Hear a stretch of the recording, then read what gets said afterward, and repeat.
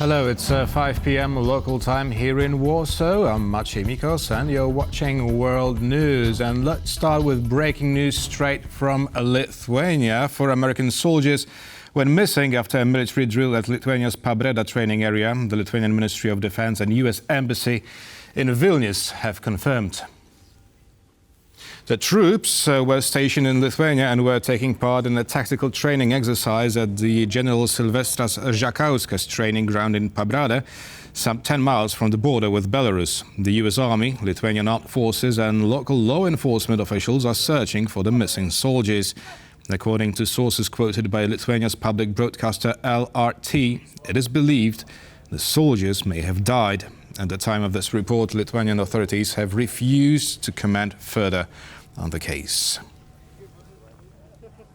NATO Secretary General Mark Rutte met with Polish Prime Minister Donald Tusk in Warsaw on Wednesday. The current security situation in Europe, threats coming from Russia and NATO's role as a security guarantor were at the top of the agenda of the talks. Speaking at a joint press conference, Tusk emphasized that, quote, Poland expects its allies to treat it as a key link in the defense of Europe and NATO. No one cares more about a quick peace in Ukraine than Poland does.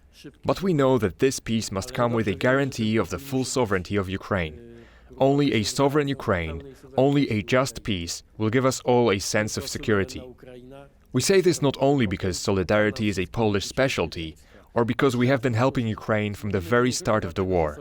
We say this because it's a condition for the security of Poland, Europe and all NATO members. And we're staying on the topic at a joint presser with Polish Prime Minister Donald Tusk. NATO Secretary General Mark Rutte made a strong statement regarding the defense of Poland and NATO territory. Rutte emphasized that any attempt to attack Poland or any NATO member state would be met with the full force of the alliance. Let me be absolutely clear, dear Donald.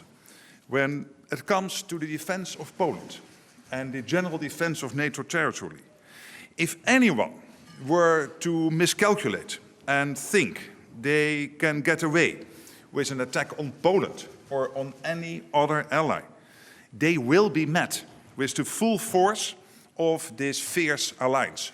Our reaction will be devastating. This has to be very clear to Vladimir Vladimirovich Putin and anyone else who wants to attack us.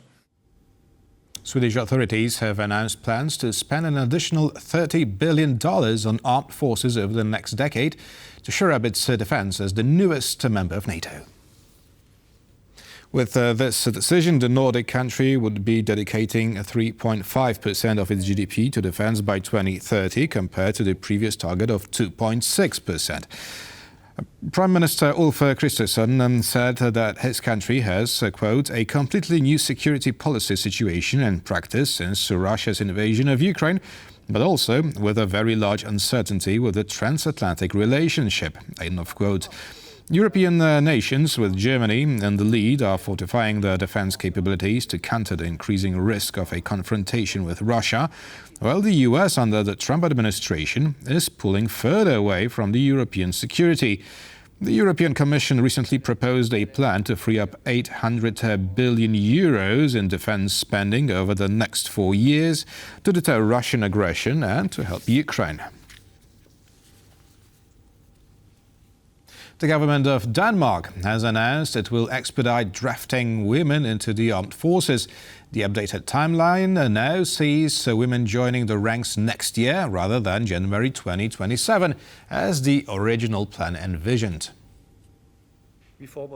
I would also like to emphasize, we are of course preparing for the military to be able to accommodate more women. A plan will be made for that, so it can be done, whether it concerns equipment or how we will house the women. I don't think it should be mandatory. It's a bit more complicated for women, so I believe it should be something people can choose for themselves.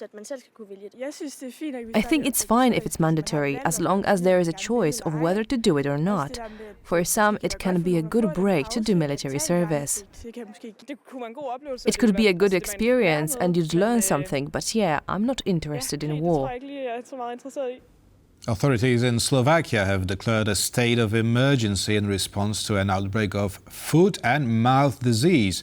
The sickness is particularly dangerous for cattle, sheep, pigs and deer.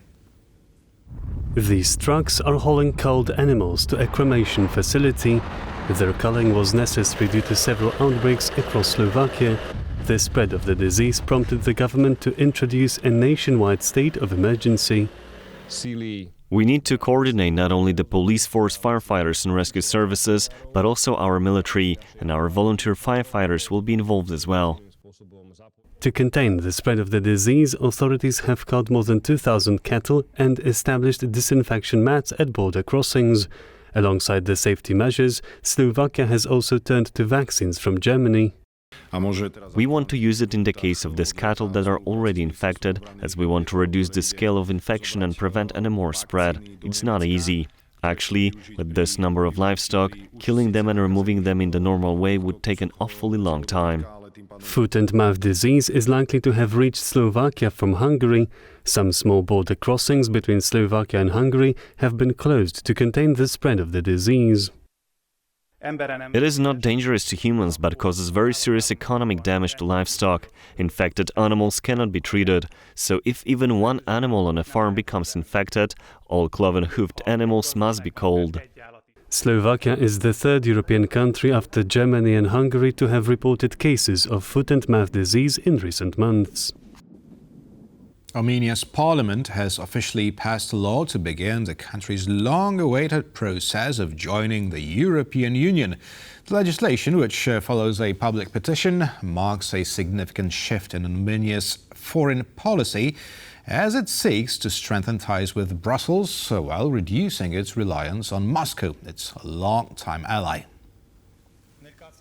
Although the process of EU accession can take decades, Armenia is committed to meeting the EU's stringent criteria, including reforms in its judicial system and fundamental rights. This move reflects Armenia's growing desire for closer cooperation with the West, particularly after tensions with Russia over its failure to assist in the recent war with neighboring Azerbaijan. But the road ahead remains complex, as Armenia is still heavily reliant on Russian energy and trade. U.S. Secretary of State Marco Rubio has urged his Turkish counterpart Hakan Fidan to support peace in Ukraine. The conversation between the two top officials centered around the Ukraine war ceasefire negotiations.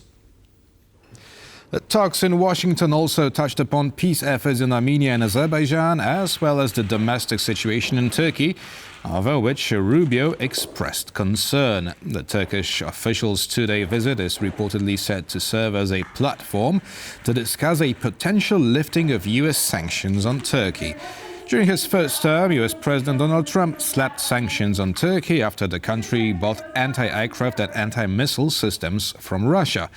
It is also anticipated that Ankara will seek to rejoin the American F-35 multi-role aircraft program it was excluded from in 2019. And it would be all for now. Thank you for watching, but don't go away, as the bottom line with Mary Cato is coming up next.